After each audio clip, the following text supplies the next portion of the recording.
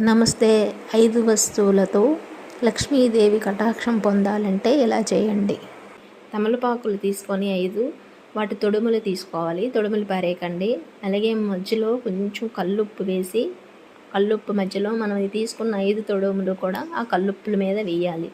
అలా తమలపాకులకి పసుపు కుంకుమ అలాగే అందులో కొంచెం జవ్వాది మిక్స్ చేసుకొని మిశ్రమం వేసి బొట్లు పెట్టి అలంకరించాలి.